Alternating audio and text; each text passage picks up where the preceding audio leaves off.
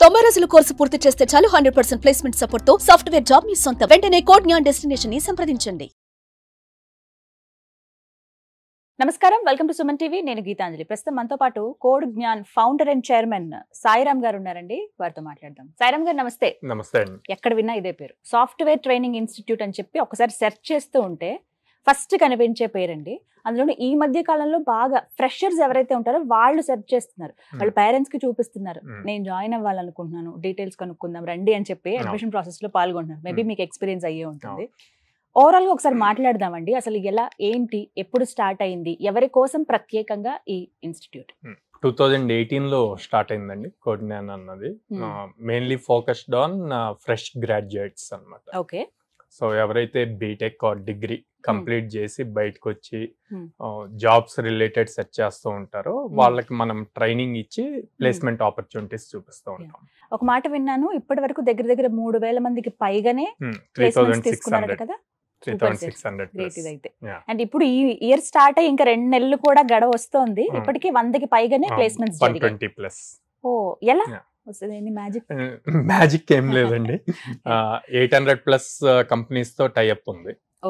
So దాంతో almost every day or every alternate day drives జరుగుతూ ఉంటాయి. సో స్టూడెంట్స్ కి మనం అప్ స్కిల్ ఇస్తాము ప్రాపర్ గా. సో అండ్ మాక్ ఇంటర్వ్యూస్ జరుగుతూ ఉంటాయి. దాని వల్ల వాళ్ళు త్వరగా క్రాక్ చేయగలుగుతారు. ఎంతమందిని చూస్తున్నారు కదా సాయిరామ్ గారు, మీరు అబ్జర్వ్ చేసింది ఏంటి? కొత్తగా వస్తున్న పిల్లల్లో ఫస్ట్ వాళ్ళు ఏం అడుగుతున్నారు, ఏం కావాలని కోరుకుంటున్నారు? అసలు వాళ్ళు జాబ్ కావాలంటారు, అది 1.5 month లో కావాలంటారు. ఓకే. సో అంత షార్ట్ గా వచ్చింది ఏది లాంగ్ టర్మ్ ఉండదమ్మా. సో ప్రాపర్ గా నేర్చుకోవాలి అని చెప్పి గైడెన్స్ ఇస్తాం. కౌన్సిలింగ్ లేకపోతే పాసిబుల్ అవ్వదు. సో 1.5 month లోనే మేము క్రాక్ చేయాలని అడుగుతారు. సో ఏమేం కోర్సులు నేర్పిస్తారు? Full stack courses, Python full stack, Java full stack, React, and then data science, data analytics, 5 courses. ఈ 5 బాగా ఎక్కువగా నేర్చుకునేది పిల్లలు ఏవి, దేని మీద ఇంట్రెస్ట్ చూపిస్తారు? ఎక్కువ డేటా సైన్స్ అని వస్తారు. ఓకే. మేము ప్రాపర్ కౌన్సిలింగ్ ఇస్తాము. డేటా సైన్స్ సైడ్ మీరు వెళ్ళాలి అంటే గనక proper mathematics and probability statistics skill ఉండాలి అని చెప్పి, అది ఉంటేనే డేటా సైన్స్ లో వాళ్ళు గెట్ ఆన్ అవుతారు అనమాట. సో అక్కడి నుంచి మళ్ళీ ఫుల్ స్టాక్ కన్వర్ట్ అవుతారు. స్ట్రాంగ్ గా ఉన్న వాళ్ళు డేటా సైన్సే కంటిన్యూ చేస్తారు.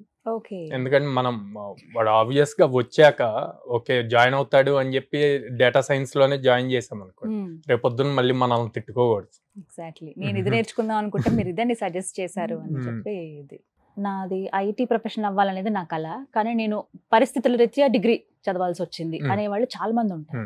అలా డిగ్రీ చదివిన వాళ్ళకి కూడా ఆపర్చునిటీ ఉంటుందా అసలు? వాళ్ళు ఐటీ ఫీల్డ్ లో సెటిల్ అవ్వగలుగుతారా? అందరూ ఎలిజిబుల్ అండి. ఓకే. ఏ డిగ్రీ అయినా అందరూ ఎలిజిబుల్. కాకపోతే చిన్న డిఫరెన్స్ ఏంటి అంటే, డిగ్రీలో కంప్యూటర్స్ రిలేటెడ్ బ్రాంచెస్ తీసుకున్న వాళ్ళకి వేరే బ్రాంచెస్ వాళ్ళకి ఆపర్చునిటీస్ డిఫరెన్స్ ఉంటాయి. ఓకే. ఇప్పుడు బీసీఏ, బిఎస్సి అన్నవి కంప్యూటర్స్ రిలేటెడ్ వస్తాయి. అండ్ ఇంజనీరింగ్ లో computer science, IT, ECE, triple E, వీళ్ళ వరకు ఈ 6 గ్రూప్స్ వరకు ఎక్కువ నెంబర్ ఆఫ్ ఆపర్చునిటీస్ ఉంటాయి. మిగిలిన వాళ్ళంతా నాన్ ఐటీ నుంచి ఇప్పుడు ఐటీకి షిఫ్ట్ అవుతారండి. సో వీళ్ళకి నెంబర్ ఆఫ్ ఆపర్చునిటీస్ తక్కువ ఉంటాయి. వాళ్ళకి 100 ఆపర్చునిటీస్ ఉంటే వీళ్ళకి 50 to 60 ఆపర్చునిటీస్ ఉంటాయి.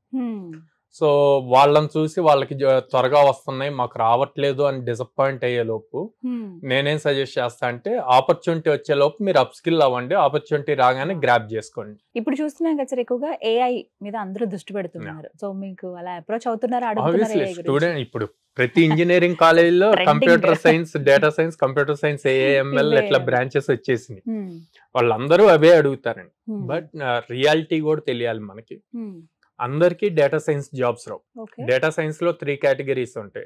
డేటా అనలిటిక్స్ ఉంటది, డేటా ఇంజనీరింగ్ ఉంటది, డేటా సైన్స్ ఉంటది. ఫ్రెషర్ కి డేటా సైన్స్ జాబ్ వచ్చింది అంటే వాళ్ళు ఐఐటీస్ గానీ అట్లా చదివి ఉంటారు. డేటా ఇంజనీరింగ్ కొంతవరకు పాసిబుల్, డేటా అనలిటిక్స్ అయితే అందరికి పాసిబుల్ అవుతుంది. సో అది వాళ్ళకి కాలేజీలో తెలియదు అనమాట. మనం అది కౌన్సిలింగ్ లో క్లారిటీ ఇస్తాం. సో ఒక 2 years 3 years ఎక్స్పీరియన్స్ వస్తే అప్పుడు డేటా సైన్స్ సైడ్ మీరు చూస్ చేసుకోవచ్చు. అంటే కామన్ గా ఇప్పుడు వినేది అదే కదండి, ఫ్యూచర్ అంతా ఏఐ, మీరు అందులో నిష్ణాతులై ఉండాలనేది చెప్తారు అందరూ.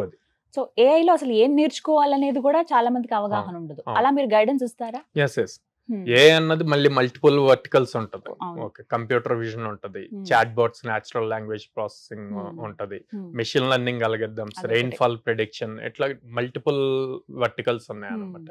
సో వీళ్ళకి ఒక క్లారిటీ ఉండాలి. ఏ సైడ్ వెళ్ళాలి అంటే ఇందాక నేను చెప్పినట్టు ఫస్ట్ మ్యాథమెటిక్స్, ప్రాబబిలిటీ, స్టాటిస్టిక్స్ ఇవి స్ట్రాంగ్ ఉండాలి. ఓకే.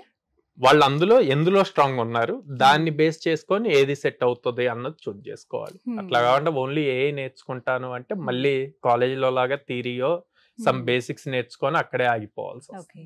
ఎలా అంటే డైరెక్ట్ కాల్ చేసి మిమ్మల్ని సంప్రదించడం అంతేనా, లేకపోతే యా, direct నేనేం రావాల్సి చెప్తాను ఉంటుందా? అంటే ఓకే, కాల్ చేస్తారు, మా ఇక్కడ స్క్రీన్ మీద డిస్ప్లే నెంబర్ చూసుకొని కాల్ చేస్తారు.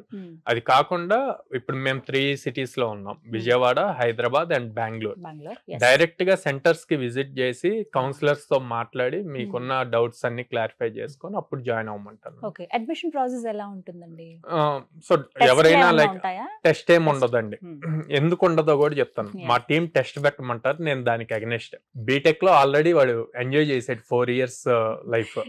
ఓకే, ఏదో కొంత రియలైజ్ అయ్యి నేను ఇప్పుడు ప్రాపర్ నేర్చుకోవాలి, జాబ్ తెచ్చుకోవాలి అని అంటారు. వాడు వచ్చినప్పుడు మళ్ళీ మనం టెస్ట్ పెట్టాం అనుకోండి, ఆ టెస్ట్ రాసి అటు నుంచి అట్టే వెళ్ళిపోతాడు. నా పాయింట్ ఏంటంటే బీటెక్ లో వాళ్ళు చదివిన దానికి ఇండస్ట్రీకి కావాల్సిన దానికి చాలా డిఫరెన్స్ ఉందండి. ఓకే, దాన్ని బేస్ చేసుకొని వీళ్ళని ఇక్కడ అసెస్ చేయటం కరెక్ట్ కాదు. అంటే అకాడమిక్స్ వేరు, అవుట్ ఆఫ్ ద బాక్స్ వేరు ఖచ్చితంగా. ఎప్పుడైనా సో అందుకని నేను దానికి సజెస్ట్ చేయను అనమాట. వాడికి వచ్చిన ఇంట్రెస్ట్ ని ఆ కోర్స్ అయ్యే వరకు మెంటర్స్ మెయింటైన్ చేయగలగాలి, అప్పుడు మేము సక్సెస్ అయినా. అందుకని టెస్ట్ ఏమి ఉండదు. ఓకే, హైయెస్ట్ ప్యాకేజ్ అందుకోగలిగే అటువంటి కోర్సెస్ ఏమైనా ఉన్నాయా? పర్టికులర్ గా ఈ కోర్సులు నేర్చుకుంటే మీకు మంచి జీతం వస్తుంది, మంచి కంపెనీలో మీరు సెటిల్ అవుతారని చెప్పి అట్లాగేం లేదండి. ఈ కోర్స్ ప్రతి దానికి ఆపర్చునిటీ ఉంది. ఓకే. వీళ్ళ దగ్గర స్కిల్ ఇంపార్టెంట్. ఓకే. యాక్చువల్ గా మా దగ్గరికి వచ్చిన హైయెస్ట్ ప్యాకేజ్ 45 lakhs, కానీ ఎవరు క్రాక్ చేయాల. ఓకే. దానికి మళ్ళీ ఈ పర్టికులర్ కోర్స్ అని వాళ్ళు ఏం పెట్టల. బేసిక్ ప్రోగ్రామింగ్ నాలెడ్జ్, ప్రోగ్రామింగ్ లో ఇన్ డెప్త్ వెళ్ళారు. 45 lakhs హైయెస్ట్ అమెజాన్ నుంచి వచ్చింది. సో ఇంత అవకాశాలు అయితే ఉన్నాయి. ఈ పర్టికులర్ కోర్స్ నేర్చుకుంటేనే ఇంత ప్యాకేజ్ వస్తుంది అన్నది లేదు. నేనైతే ఏం సజెస్ట్ చేస్తా అంటే బీటెక్ అయ్యాక 1 day అయిపోయినా కూడా అది నీకు టైం వేస్ట్ అవుతున్నట్టు.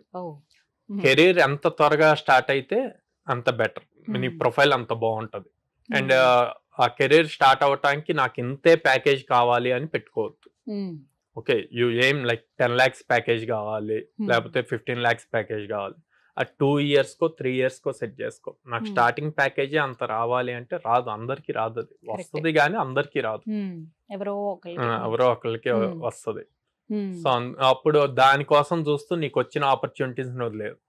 మా దగ్గర చాలా మంది స్టూడెంట్స్ ఉన్నారు బీటెక్ కాలేజ్ లో, కొన్ని టాప్ కాలేజెస్ నుంచి. నేను కాలేజ్ కి 60 lakhs 40 lakhs ఫీజు కట్టాను, నాకు 15 lakhs ప్యాకేజ్ రావటం ఏంది, నాకు ఇంకా ఎక్కువ రావాలని ఆపర్చునిటీస్ వదిలేశారు. ఓకే, ఇప్పుడు మా దగ్గరకు వచ్చి జాయిన్ అయ్యి సార్ అట్లీస్ట్ 4 LPA ఇప్పిండి సార్ అంటారు. చాలా బాగా ఉంటది, ఎందుకంటే ఫస్ట్ వాళ్ళకి ఆ ప్రాపర్ గైడెన్స్ లేక. నిజమేనండి, అది చాలా మంది మిస్ అవుతున్నారు, చెప్పేవాళ్ళు లేకనే ఇట్లా అయిపోయారు కూడా. నేను కాలేజ్ కి ఇంత ఫీజు కట్టా, నాకు 12 LPA రావటం ఏంటి, నాకు ఇంకా ఎక్కువ రావాలి.